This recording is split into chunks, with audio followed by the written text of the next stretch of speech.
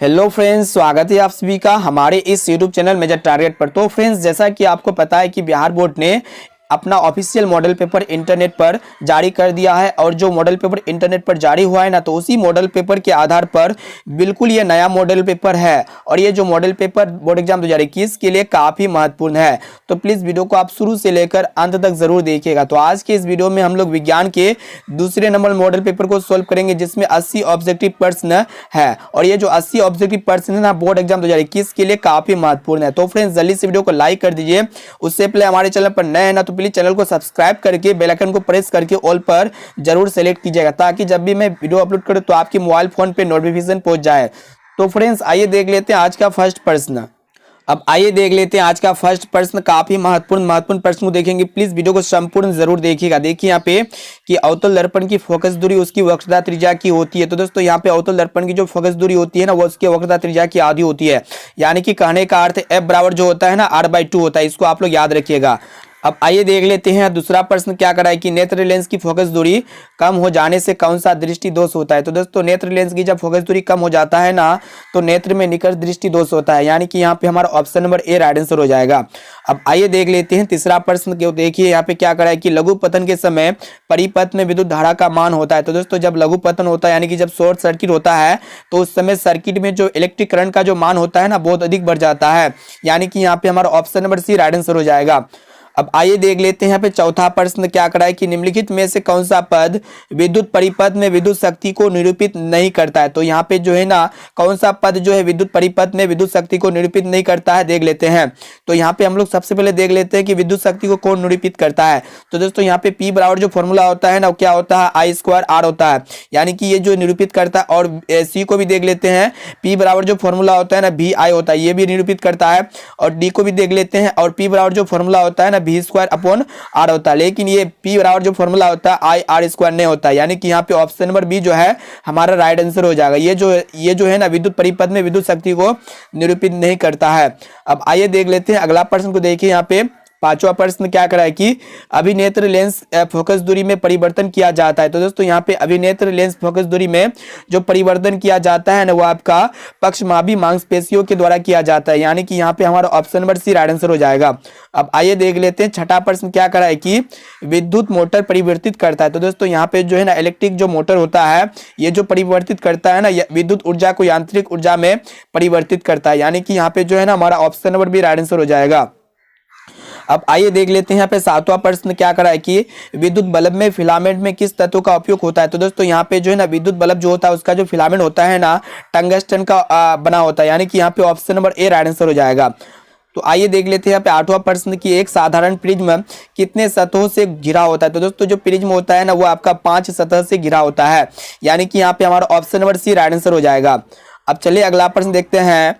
तो फ्रेंड्स, देखिए यहाँ पे नेक्स्ट प्रश्न काफी महत्वपूर्ण प्रश्न को देख रहे, प्लीज वीडियो को संपूर्ण जरूर देखिएगा। देखिए यहाँ पे कि प्रतिबिंब का आकार वस्तु के बराबर होता है तो दर्पण होता है। तो दोस्तों, यहाँ पे जो प्रतिबिंब का आकार वस्तु के बराबर होता है, तो उसमें जो होता है ना, समतल दर्पण होता है। जब प्रतिबिंब का आकार वस्तु से छोटा होता है तो उत्तल दर्पण होता है। अब जब प्रतिबिंब का आकार वस्तु से बड़ा होता है तो अवतल दर्पण होता है। यह सभी बातों को आप याद रखिएगा। अब आइए देख लेते हैं पे 10वां प्रश्न क्या करा है कि विद्युत चुंबकीय प्रेरण की खोज किसने की थी। ये भी प्रश्न बहुत इंपॉर्टेंट है। दोस्तों, इसमें वो काफी महत्वपूर्ण प्रश्न को देख रहे हैं। प्लीज वीडियो को संपूर्ण जरूर देखिएगा। विद्युत चुंबकीय प्रेरण की खोज फैराडे ने की थी। यहाँ पे हमारा option number B right answer हो जाएगा। अब आइए देख लेते हैं यहाँ पे नेक्स्ट प्रश्न क्या करा कि आकाश का रंग नीला क्यों प्रतीत होता है। तो दोस्तों, यहाँ पे आकाश का रंग नीला प्रतीत इसलिए होता है प्रकाश के प्रकीर्णन के कारण। यानी कि यहाँ पे जो है ना, हमारा ऑप्शन नंबर भी राइट आंसर हो जाएगा। अब आइए देख लेते हैं यहाँ पे नेक्स्ट प्रश्न क्या करा है कि सामान्य नेत्र अधिकतम कितनी दूरी तक वस्तुओं को स्पष्ट देख सकता है। तो दोस्तों, यहाँ पे जो सामान्य नेत्र होता है ना, अधिकतम अंत तक के वस्तुओं को स्पष्ट देख सकता है। यानी कि यहाँ पे जो है ना, हमारा option number D right answer हो जाएगा। और सामान्य नेत्र जो है ना, न्यूनतम कितनी दूरी तक वस्तुओं को स्पष्ट देख सकता है, तो 25 सेंटीमीटर हो जाएगा।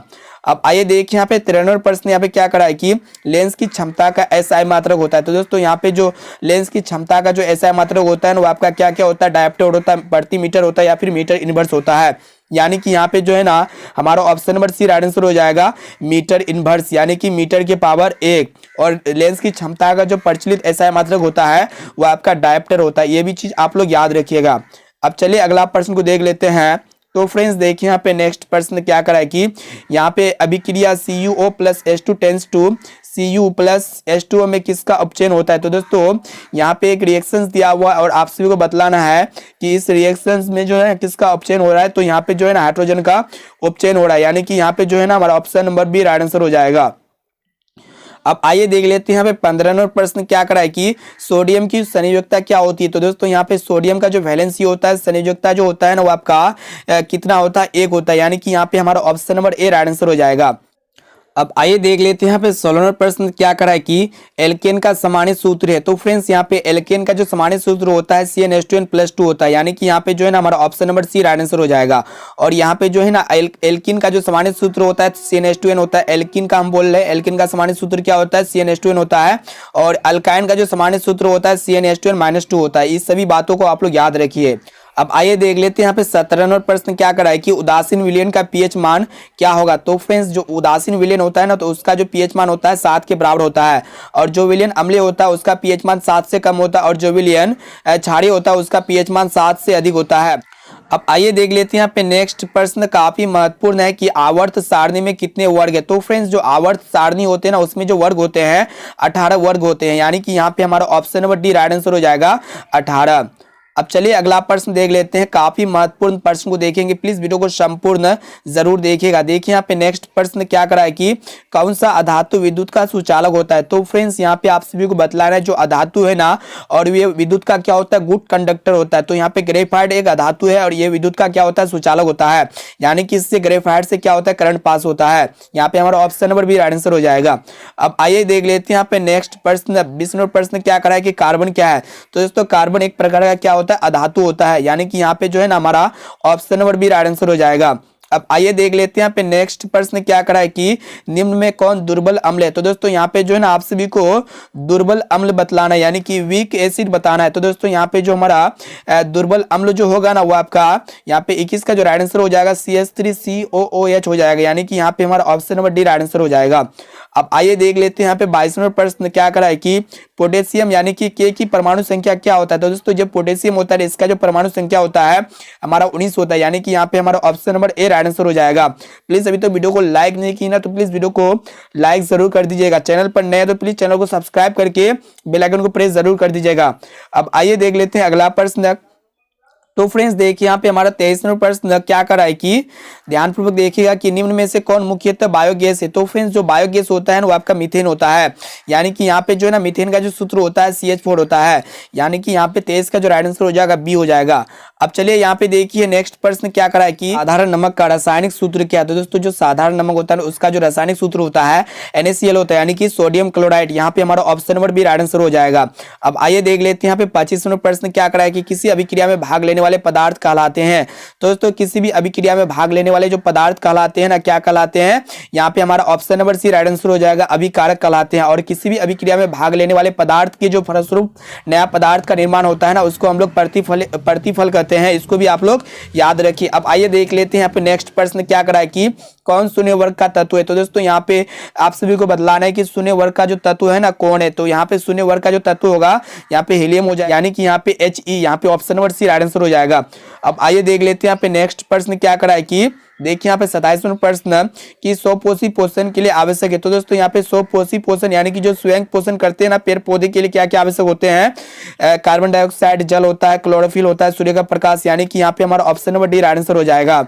अब चलिए अगला प्रश्न को देखते हैं। तो फ्रेंड्स देखिए यहाँ पे नेक्स्ट प्रश्न क्या करा है कि इनमें से कौन प्रकाश संश्लेषी अंग है। तो दोस्तों यहाँ पे प्रकाश संश्लेषी अंग कौन होगा उसी को आप सभी को बतलाना है। यहाँ पे जो ना पत्ती जो होगा ना प्रकाश संश्लेषी अंग हो जाएगा, यहाँ पे हमारा option number C right answer हो जाएगा। अब आइए देख लेते हैं यहाँ पे नेक्स्ट प्रश्न क्या करा है कि मनुष्य के शरीर की सबसे बड़ी ग्रंथि है। तो दोस्तों मनुष्य के शरीर की जो सबसे बड़ी ग्रंथि होते हैं ना वो आपका क्या होता है, यकृत होता है, यानी कि यहाँ पे लीवर हो जाएगा, यहाँ पे option number A right answer हो जाएगा। अब आइए देख लेते हैं यहाँ पे 30वां प्रश्न क्या करा है कि पादप में जाइलम के लिए उत्तरदायी है। तो दोस्तों पादप में जो जाइलम का काम क्या होता है, वो जल के परिवहन के लिए होता है, या फिर भोजन के वहन के लिए होता है, या फिर एमिनो अम्ल के वहन के लिए, या फिर ऑक्सीजन के वहन के लिए। तो दोस्तों पादप में जो जाइलम का वहन होता है ना वो किसके लिए होता है, तो वहां पे जल के वहन के लिए होता है। और फ्लोएम का जो काम होता है वो भोजन के वहन के लिए होता है, इसको भी आप लोग याद रखिएगा। अब आइए देख लेते हैं यहाँ पे 31वां प्रश्न क्या करा है कि एक कोशिकीय शैवाल में जल का परिवहन होता है। तो दोस्तों एक कोशिकीय जो शैवाल होता है ना उसमें जो जल का परिवहन होता है वो किसके द्वारा होता है? विसरण के द्वारा होता है। यहाँ पे हमारा option number C right answer हो जाएगा। अब चलिए अगला प्रश्न को देख लेते हैं। काफी महत्वपूर्ण प्रश्न है, प्लीज वीडियो को संपूर्ण शुरू से लेकर लास्ट तक जरूर देखिएगा। अभी तक वीडियो को लाइक नहीं किया ना तो प्लीज वीडियो को लाइक जरूर कर दीजिए। अब आइए देख लेते हैं यहाँ पे 32 नंबर प्रश्न क्या करा है कि मछली के हृदय में कोष्ठों की संख्या होती है। तो दोस्तों जो मछली का हृदय होता है ना उसमें जो कोष्ठों की जो संख्या होता है वो कितना होता है? तो वहां पे 2 होता है। यहाँ पे option number A right answer हो जाएगा। अब आइए देखिए यहाँ पे 33 नंबर प्रश्न क्या करा है कि निम्नलिखित में कौन एमिनो अम्ल के विखंडन से बनता है? तो दोस्तों यहाँ पे जो एमिनो अम्ल के विखंडन से जो बनता है ना वही आपको बतलाना है। तो यहाँ पे जो एमिनो अम्ल के विखंडन से बनता है क्या क्या? CO बनता है और NH3 बनता है। यानी कि यहाँ पे जो है ना हमारा option number D right answer हो जाएगा, बी और सी दोनों। अब आइए देख लेते हैं यहाँ पे नेक्स्ट प्रश्न क्या करा है कि ऑक्सीन है। तो दोस्तों ऑक्सीन एक प्रकार का क्या होता है? एक हार्मोन होता है, यानी कि एक पादप हार्मोन होता है। यहाँ पे जो है ना हमारा option number A right answer हो जाएगा। और पादप में जो होते हैं ना 4 प्रकार के हार्मोन पाए जाते हैं। अब आइए देखते हैं यहाँ पे 35 नंबर प्रश्न क्या करा है कि एक नर हार्मोन है। तो दोस्तों यहाँ पे जो आप सभी को बदलाना है नर हार्मोन क्या होगा? तो दोस्तों यहाँ पे जो नर हार्मोन होगा ना टेस्टोस्टेरोन हो जाएगा। यानी कि यहाँ पे जो हमारा option number D correct answer हो जाएगा। अब आइए देख लेते हैं यहाँ पे 36 नंबर प्रश्न क्या करा है कि इनमें कौन अलैंगिक जनन की विधि है? तो दोस्तों यहाँ पे विखंडन, मुकुलन और द्विखंडन जो होता है ना ये तीनों जो होता है अलैंगिक जनन की विधि होता है। यानी कि विखंडन से जब इसको टुकड़ा कर देते, काट देते तो इससे जो नया जीव कटा हुआ रहता है उससे भी नया जीव का निर्माण होता है। यानी कि वो भी जो है नया जीव बन सकता है। मुकुलन जो होता है मुकुलन भी उसी प्रकार का होता है, द्विखंडन भी जो होता है उसी प्रकार का होता है। जब इसको हम लोग टुकड़ा करते हैं तो इससे क्या होता है? नया जीव बन जाता है, तैयार हो जाता है। यानी कि हमारा option number D correct answer हो जाएगा इनमें से सभी। अब आइए अगला प्रश्न को देख लेते हैं। तो फ्रेंड्स देखिए यहाँ पे नेक्स्ट प्रश्न क्या करा है कि परागकोश में होता है। तो दोस्तों यहाँ पे परागकोश में क्या होते हैं? परागकण होते हैं। यानी कि यहाँ पे जो है ना राइट आंसर हो जाएगा ऑप्शन नंबर डी। अब आइए अगला प्रश्न देखते हैं क्या करा है कि अनुवांशिक गुणों का संदेश होता है। तो दोस्तों यहाँ पे अनुवांशिक गुण जो होता है उसका जो संदेश जो होता है कौन करता है, कौन मैसेज देता है? यहाँ पे जो देखिए यहाँ पे 38 का जो राइट आंसर हो जाएगा ना DNA अणुओं में हो जाएगा। यहाँ पे option number A correct answer हो जाएगा, DNA। अब आइए देखिए यहाँ पे नेक्स्ट प्रश्न क्या करा है कि किस वैज्ञानिक को अनुवांशिकी का पिता कहा जाता है? ये प्रश्न काफी महत्वपूर्ण है दोस्तों। यहाँ पे जो है ना अनुवांशिकी का जो पिता किसको हम लोग कहते हैं? ग्रेगर जॉन मेंडल को कहते हैं। यानी कि यहाँ पे 39 का जो राइट आंसर हो जाएगा बी हो जाएगा। अब आइए देख लेते हैं यहाँ पे 40 नंबर प्रश्न क्या करा है कि हाइड्रिला पौधे में रंध्र कहाँ पाए जाते हैं? तो दोस्तों जो हाइड्रिला पौधा होता है ना उसमें जो रंध्र पाए जाते हैं उसके शरीर के अंदर ही पाए जाते हैं, यानी कि उसके त्वचा में पाए जाते हैं। यहाँ पे ऑप्शन ए में दिया हुआ पत्तियों में इसमें नहीं पाया जाता है, तना में भी नहीं पाया जाता है और पत्ती और तना दोनों में नहीं पाया जाता है। यानी कि यहाँ पे option number D right answer हो जाएगा इनमें से कोई नहीं। यानी कि हाइड्रिला जो पौधा होता है उसका जो रंध्र पाया जाता है कहाँ पे पाया जाता है? उसके शरीर में पाए जाते हैं, पूरे हिस्से में कहीं ना कहीं पाए जाते हैं। जो रंध्र होते हैं जो छोटा छोटा छिद्र होते हैं। और हाइड्रिला पौधा जो होता है ना यह हाइड्रिला पौधा क्या होता है? पानी के अंदर में रहता है। अब चलिए अगला प्रश्न देखते हैं। तो फ्रेंड्स देखिए यहाँ पे नेक्स्ट प्रश्न काफी महत्वपूर्ण प्रश्न को देख रहे हैं, प्लीज वीडियो को संपूर्ण शुरू से लेकर आखिरी तक जरूर देखिए। आइए देखिए यहाँ पे नेक्स्ट प्रश्न क्या करा है कि प्रकाश के अपवर्तन के कितने नियम है? तो दोस्तों प्रकाश के अपवर्तन के 2 नियम होते हैं और प्रकाश के परावर्तन के भी 2 नियम होते हैं। यानी कि यहाँ पे option number B right answer हो जाएगा दोनों का। अब चलिए देखिए यहाँ पे नेक्स्ट प्रश्न क्या करा है कि सरल सूक्ष्मदर्शी में किसका उपयोग होता है? तो दोस्तों जो सरल सूक्ष्मदर्शी होता है ना, जो मिनी माइक्रोस्कोप जो सिंपल माइक्रोस्कोप होता है उसमें जो है ना किसका उपयोग होता है? तो यहाँ पे जो है ना उत्तल लेंस का उपयोग होता है। यानी कि यहाँ पे option number D right answer हो जाएगा। अब चलिए देख लेते हैं यहाँ पे 44वां प्रश्न क्या करा है कि जो नेत्र निकट की वस्तु को साफ नहीं देख सकता है उस नेत्र में होता है। तो दोस्तों जो भी नेत्र निकट की वस्तु को साफ नहीं देख सकता है ना तो नेत्र में दूरदृष्टि दोष होता है। यानी कि यहाँ पे 44 का राइट आंसर हो जाएगा। यानी कि यहाँ पे 44 का राइट आंसर हो जाएगा ए हो जाएगा। और जो भी नेत्र दूर की वस्तु को साफ नहीं देख सकता है उस नेत्र में होता है निकट दृष्टि दोष। अब चलिए अगला प्रश्न देखते हैं। तो फ्रेंड्स देखिए यहाँ पे नेक्स्ट प्रश्न क्या करा है कि मानव नेत्र में जो होता है ना क्या होता है? दोस्तों मानव नेत्र में जो होता है उत्तल लेंस होता है। यानी कि यहाँ पे जो है ना हमारा option number C right answer हो जाएगा, उत्तल लेंस। Option number C correct answer है। अब चलिए देखिए यहाँ पे नेक्स्ट प्रश्न क्या करा है कि मानव नेत्र वस्तु का प्रतिबिंब निम्न में से किस भाग पर बनता है? तो दोस्तों मानव नेत्र पर किसी भी वस्तु का जो प्रतिबिंब बनता है ना रेटिना पर बनता है। यानी कि यहाँ पे option number C right answer हो जाएगा, रेटिना, या फिर इसको हम लोग कहते हैं दृष्टिपटल। अब आइए देख लेते हैं यहाँ पे नेक्स्ट प्रश्न क्या करा है कि लघु पतन के समय परिपथ में विद्युत धारा का मान जो होता है ना बहुत अधिक बढ़ जाता है। यानी कि यहाँ पे 47 का जो राइट आंसर हो जाएगा ए हो जाएगा। अब चलिए देखिए यहाँ पे नेक्स्ट प्रश्न यहाँ पे क्या करा है कि किसी भी बल्ब में 220 वोल्ट पर जो है ना 2 एम्पियर की धारा प्रभावित हो रही है, तो फिलामेंट का जो प्रतिरोध होगा कितना होगा, 110 ओम होगा। यानी कि यहाँ पे जो है ना हमारा option number B right answer हो जाएगा 110 ओम। 48 का जो राइट आंसर होगा ना क्या होगा, बी होगा। अब चलिए अगला प्रश्न देखते हैं। तो फ्रेंड्स देखिए यहाँ पे नेक्स्ट प्रश्न क्या करा है कि यहाँ पे देखिए कि 8 ओम प्रतिरोध वाले n प्रतिरोध को समांतर क्रम में जोड़ने पर तुल्य प्रतिरोध होगा। तो दोस्तों जब हम लोग समांतर क्रम में प्रतिरोध को जोड़ते हैं ना, तो जो प्रतिरोध होता है वह क्या होता है, NR के बराबर होता है। यानी कि यहाँ पे जो है ना हमारा option number A right answer हो जाएगा। अब आइए देखिए यहाँ पे 50वां प्रश्न क्या करा है कि विद्युत धारा की प्रबलता का SI मात्रक है। तो दोस्तों जो इलेक्ट्रिक करंट होता है उसका जो प्रबलता होता है, जो उसका SI मात्रक जो होता है ना, वो आपका क्या होता है, एम्पियर होता है। यानी कि यहाँ पे option number A right answer हो जाएगा। अब चलिए देखिए यहाँ पे नेक्स्ट प्रश्न क्या करा है कि काफी महत्वपूर्ण प्रश्न को देख रहे, प्लीज वीडियो को संपूर्ण शुरू से लेकर आखिरी तक जरूर देखिएगा। हमारे चैनल पर नए हैं तो प्लीज चैनल को सब्सक्राइब करके बेल आइकन को प्रेस करके ऑल पर जरूर सेलेक्ट कर दीजिएगा। देखिए यहाँ पे नेक्स्ट प्रश्न क्या करा है कि विद्युत धारा मापने के यंत्र को कहते हैं। तो दोस्तों जिससे इलेक्ट्रिक करंट मापा जाता है ना, तो उसको हम लोग क्या कहते हैं, एमीटर कहते हैं। यानी कि जो है ना यहाँ पे 51 का जो राइट आंसर हो जाएगा ए हो जाएगा। अब चलिए देखिए यहाँ पे नेक्स्ट प्रश्न क्या करा है कि प्रतिरोध का ऐसा मात्रक होता है। तो दोस्तों जो प्रतिरोध होता है इसका जो ऐसा मात्रक होता है ना, ओम होता है। यानी कि यहाँ पे हमारा option number C right answer हो जाएगा। अब चलिए अगला प्रश्न देखते हैं। तो फ्रेंड्स देखिए यहाँ पे 53 नंबर प्रश्न काफी महत्वपूर्ण है कि पवन विद्युत जनित्र में पवन की चाल कम से कम कितनी होनी चाहिए। ये भी प्रश्न काफी महत्वपूर्ण है आपकी मैट्रिक बोर्ड परीक्षा के लिए। तो दोस्तों जो पवन विद्युत जनित्र होता है, जो पवन की चाल होता है उसमें 15 किलोमीटर प्रति घंटा होना चाहिए। यानी कि यहाँ पे जो है ना हमारा option number A right answer हो जाएगा। अब आइए देखिए यहाँ पे नेक्स्ट प्रश्न क्या करा है कि निम्न में से कौन बायोगैस ईंधन का स्रोत नहीं है। तो दोस्तों यहाँ पे जो है ना बायोगैस ईंधन का स्रोत कौन नहीं है। यहाँ पे लकड़ी जो है ना बायोगैस ईंधन का स्रोत है, और यहाँ पे गोबर गैस भी जो है ना बायोगैस ईंधन का स्रोत है, और कोयला भी जो है ना बायोगैस ईंधन का स्रोत है। लेकिन ये नाभिकीय ऊर्जा जो है ना बायोगैस ईंधन का स्रोत नहीं है। यानी कि यहाँ पे जो है ना हमारा option number C right answer हो जाएगा, नाभिकीय ऊर्जा। अब आइए देख लेते हैं यहाँ पे 55 नंबर प्रश्न क्या करा है कि ऊर्जा का सबसे अधिक प्रत्यक्ष एवं विशाल स्रोत क्या है। तो दोस्तों ऊर्जा का जो सबसे अधिक प्रत्यक्ष और विशाल स्रोत होता है ना, वो आपका क्या होता है, सूर्य होता है। यानी कि सूरज है तो सब कुछ है, ठीक है। यानी कि यहाँ पे option number C right answer हो जाएगा, सूर्य। सूर्य है तो पौधा है, और पौधा है तो हम लोग है, और हम लोग है तो पूरा दुनिया है। यानी कि यहाँ पे सूर्य क्या होता है, मेन चीज हो जाता है, मेन ऊर्जा देने वाला होता है। अब चलिए अगला प्रश्न देखते हैं। अब आइए देख लेते हैं यहाँ पे नेक्स्ट प्रश्न क्या करा है कि CuO plus H2 tends to Cu plus H2 किस प्रकार की अभिक्रिया। तो दोस्तों ये जो रिएक्शन है ना, ये जो अभिक्रिया है ना, ये एक प्रकार का अपचयन है। यानी कि यहाँ पे जो है ना हमारा ऑप्शन नंबर भी राइट आंसर हो जाएगा।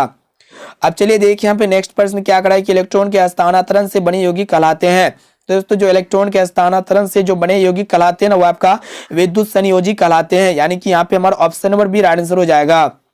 अब चलिए देखिए यहाँ पे नेक्स्ट प्रश्न काफी महत्वपूर्ण है कि सोडियम की परमाणु संख्या कितनी होती है। तो दोस्तों जो सोडियम होता है ना, जो उसकी परमाणु संख्या होता है ना 11 होता है। यानी कि यहाँ पे ऑप्शन नंबर भी राइट आंसर हो जाएगा। और सोडियम का जो संकेत होता है, प्रतीक होता है Na होता है। इसको भी आप लोग याद रखिएगा।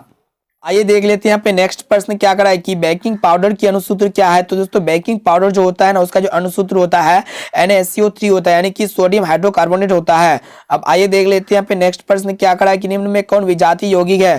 तो दोस्तों यहाँ पे आप सभी को बतलाने की विजातीय यौगिक जो होगा ना, क्या होगा, प्लास्टर ऑफ पेरिस होगा। यहाँ पे जो है ना हमारा option number D right answer हो जाएगा, प्लास्टर ऑफ पेरिस। और प्लास्टर ऑफ पेरिस का जो रासायनिक सूत्र होता है CaSO4 होता है, CaSO4 हाफ H2 होता है। इसको भी आप लोग याद रखिएगा। प्लास्टर ऑफ पेरिस का रासायनिक सूत्र क्या होता है, CaSO4 हाफ H2 होता है। अब चलिए अगला प्रश्न देखते हैं। तो फ्रेंड्स देखिए यहाँ पे नेक्स्ट प्रश्न काफी महत्वपूर्ण है कि निम्नलिखित में से पीएच का कौन सा मान क्षारक विलयन का मान देता है। तो दोस्तों क्षारक विलयन तब होता है जब विलयन के पीएच का मान 7 से अधिक होता है। तो यहाँ पे 7 से अधिक विलयन के पीएच का मान क्या दिख रहा है, यहाँ पे देखिए, यहाँ पे ऑप्शन डी राइट आंसर हो जाएगा 13, जो कि है 7 से अधिक। अब आइए देख लेते हैं यहाँ पे नेक्स्ट प्रश्न क्या करा है कि पीतल है। तो दोस्तों पीतल एक प्रकार का क्या होता है, मिश्र धातु होता है। यानी कि यहाँ पे जो है ना हमारा option number C right answer हो जाएगा, मिश्र धातु। अब चलिए अगला प्रश्न को देखते हैं। काफी महत्वपूर्ण प्रश्न को देख रहे हैं, प्लीज वीडियो को संपूर्ण शुरू से लेकर आखिरी तक जरूर देखिए। अब आइए देखिए यहाँ पे 63 नंबर प्रश्न यहाँ पे क्या करा है कि निम्न में से कौन आयनिक यौगिक है। तो दोस्तों यहाँ पे जो है ना आयनिक यौगिक जो होगा ना CaCl2 हो जाएगा। यानी कि यहाँ पे हमारा कैल्शियम क्लोराइड जो होगा आयनिक यौगिक होगा। यहाँ पे हमारा option number C right answer हो जाएगा।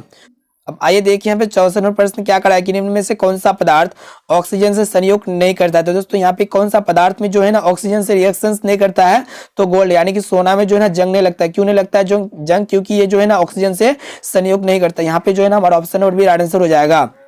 अब आइए देखिए यहाँ पे नेक्स्ट प्रश्न क्या करा है कि सरलतम हाइड्रोकार्बन है। तो दोस्तों जो सरलतम हाइड्रोकार्बन होता है ना वो आपका मीथेन होता है, यानी कि यहाँ पे जो है ना हमारा option number A right answer हो जाएगा मीथेन। 65 का जो राइट आंसर होगा वो क्या होगा, ए होगा। अब आइए देखिए यहाँ पे 66 नंबर प्रश्न क्या करा है कि कार्बन हाइड्रोजन से संयोग कर बनता है। तो दोस्तों जो कार्बन होता है ना, ये जो हाइड्रोजन से संयोग कर क्या बनता है, हाइड्रोकार्बन बनता है, यानी कि जो है ना यहाँ पे हमारा option number B right answer हो जाएगा हाइड्रोकार्बन। अब आइए देखिए यहाँ पे नेक्स्ट प्रश्न क्या करा है कि वायुमंडल में CO2 गैस की उपस्थिति है। तो दोस्तों यहाँ पे जो वायुमंडल जो है ना एटमॉस्फेयर में जो CO2 गैस की उपस्थिति है कितना है, 0.03% है, यानी कि यहाँ पे जो है ना हमारा option number C right answer हो जाएगा 0.03%, यानी कि 67 का जो राइट आंसर होगा क्या होगा, सी होगा। अब चलिए अगला प्रश्न देखते हैं। अब आइए देख लेते हैं यहाँ पे 68 नंबर प्रश्न क्या करा है कि ओजोन के एक अणु में ऑक्सीजन के परमाणु की संख्या होती है। तो दोस्तों जो ओजोन होता है ना उसमें जो ओजोन के ऑक्सीजन के परमाणु की संख्या कितना होता है, O3, यानी कि इसको हम लोग कहते हैं यहाँ पे ऑक्सीजन के परमाणु की संख्या कितना होगा, 3 होगा। और O3 जो होता है ना ओजोन का सूत्र होता है, यानी कि यहाँ पे हमारा option number C right answer हो जाएगा। अब आइए देख लेते हैं यहाँ पे नेक्स्ट प्रश्न क्या करा है कि आवर्त सारणी में कितने आवर्त होते हैं। तो दोस्तों जो आवर्त सारणी होते हैं ना उसमें जो आवर्त होते हैं उसमें कितना होते हैं, 7 आवर्त होते हैं, यानी कि यहाँ पे जो है ना हमारा option number C right answer हो जाएगा। अब चलिए देखिए यहाँ पे नेक्स्ट प्रश्न क्या करा है कि हीलियम कैसा तत्व है। तो दोस्तों हीलियम एक प्रकार का क्या होता है, अक्रिय गैस होता है, या फिर सक्रिय या फिर क्रियाशील, यानी कि यहाँ पे 70 का जो राइट आंसर हो जाएगा ना वो आपका क्या होगा, अक्रिय हो जाएगा। हीलियम एक प्रकार का क्या होता है, अक्रिय गैस होता है, और ये जो होता है ना बहुत ही हल्का गैस होता है हीलियम। अब आइए देखिए यहाँ पे नेक्स्ट प्रश्न क्या करा है कि ऑक्सीजन है। तो दोस्तों यहाँ पे ऑक्सीजन जो होता है ना एक प्रकार क्या होता है, हार्मोन होता है, यानी कि यहाँ पे हमारा option number C right answer हो जाएगा। अब आइए देखिए यहाँ पे 72 नंबर प्रश्न क्या करा है कि मनुष्य में वीर्य यानी कि किडनी संबंधित है। दोस्तों यहाँ पे मनुष्य में जो वीर्य संबंधित होता है ना वो आपका किससे होता है, उत्सर्जन से होता है, यानी कि यहाँ पे जो है ना हमारा option number C right answer हो जाएगा। अब आइए देख लेते हैं यहाँ पे 73 नंबर प्रश्न काफी महत्वपूर्ण है कि मानव में डायलाइसिस थैली होता है। दोस्तों जो मानव होता है उसमें जो डायलाइसिस थैली होता है ना वो आपका क्या होता है, नेफ्रॉन होता है, यानी कि यहाँ पे हमारा option number A right answer हो जाएगा। अब चलिए अगला प्रश्न देखते हैं। तो फ्रेंड्स देखिए यहाँ पे नेक्स्ट प्रश्न, अभी तक उससे पहले हमारे वीडियो को लाइक नहीं किया तो प्लीज वीडियो को लाइक जरूर कर दीजिए, चैनल पर नए तो चैनल को सब्सक्राइब करके बेल आइकन को प्रेस जरूर कर दीजिएगा, और इस वीडियो को अपने दोस्तों में जरूर शेयर कीजिएगा। अब देखिए यहाँ पे नेक्स्ट प्रश्न क्या करा है कि भोजन का पचना किस प्रकार की अभिक्रिया। तो दोस्तों ये भोजन जो पचता है ना ये एक प्रकार का ऊष्माक्षेपी रिएक्शन होता है, यानी कि इसको हम लोग कहते हैं ऊष्माक्षेपी अभिक्रिया को हम लोग जो कहते हैं ना क्या कहते हैं, उपचयन भी कहते हैं, यानी कि यहाँ पे जो है ना हमारा option number A right answer हो जाएगा। अब आइए देखिए यहाँ पे नेक्स्ट प्रश्न क्या करा है कि मुकुलन द्वारा प्रजनन किसमें होता है। दोस्तों मुकुलन द्वारा जो प्रजनन होता है ना वो आपका किसमें होता है, ईस्ट में होता है, यानी कि यहाँ पे जो है ना हमारा option number B right answer हो जाएगा ईस्ट में। 75 का जो राइट आंसर क्या होगा, बी होगा। अब आइए फ्रेंड्स देखिए यहाँ पे नेक्स्ट प्रश्न काफी महत्वपूर्ण है कि फूलों में नर प्रजनन अंग होता है। दोस्तों फूलों में जो नर प्रजनन अंग होता है ना वो आपका क्या होता है, पुंकेसर होता है, यानी कि यहाँ पे जो है ना हमारा option number A right answer हो जाएगा पुंकेसर। अब आइए देखिए यहाँ पे 77 नंबर प्रश्न क्या करा है कि गुणसूत्र बने होते हैं। तो दोस्तों ये गुणसूत्र जो होते हैं ना ये किससे बने होते हैं, डीएनए के बने होते हैं, यानी कि जो है ना यहाँ पे 77 का ए राइट आंसर हो जाएगा डीएनए के। अब आइए देखिए यहाँ पे नेक्स्ट प्रश्न क्या करा है कि कोशिका में अनुवांशिक पदार्थ है। दोस्तों कोशिका जो होता है ना उसमें जो अनुवांशिक जो पदार्थ होता है ना वो क्या होता है, तो यहाँ पे जो पदार्थ होता है डीएनए क्या होता है, यहाँ पे option number A right answer हो जाएगा। अब चलिए अगला प्रश्न देखते हैं। अब आइए देखिए यहाँ पे नेक्स्ट प्रश्न क्या करा है फ्रेंड्स कि निम्नलिखित में से कौन स्थलीय परितंत्र नहीं है। स्थलीय परितंत्र क्या होता है, जो स्थल में होता है वो आपका स्थलीय परितंत्र होता है, यानी कि जंगल स्थल में होता है, घास के मैदान ये भी स्थल में होता है, और मरुस्थलीय भी जो होता है ना स्थल में होता है, यानी कि ये तीनों जो होता है स्थलीय परितंत्र होता है। लेकिन ये एक्वेरियम जो है स्थलीय परितंत्र नहीं होता, यानी कि यहाँ पे option number B right answer हो जाएगा। अब आइए देखिए यहाँ पे नेक्स्ट प्रश्न क्या करा है कि CFC है। तो दोस्तों CFC मतलब होता है क्लोरोफ्लोरोकार्बन, यानी कि यहाँ पे जो 80 का जो राइट आंसर हो जाएगा ना ए हो जाएगा क्लोरोफ्लोरोकार्बन। अब आइए देखिए यहाँ पे नीचे की ओर फ्रेंड्स, अब नीचे की ओर आइए। अब ये काम कीजिए, अभी तक वीडियो को लाइक नहीं किया ना तो प्लीज वीडियो को लाइक जरूर कर दीजिए, चैनल पर नया तो चैनल को सब्सक्राइब करके बेल आइकन को प्रेस करके ऑल पर जरूर सेलेक्ट कर दीजिएगा, और इस वीडियो को अपने दोस्तों में एक बार जरूर शेयर कीजिए। तो दोस्तों वीडियो को संपूर्ण देखने के लिए थैंक यू।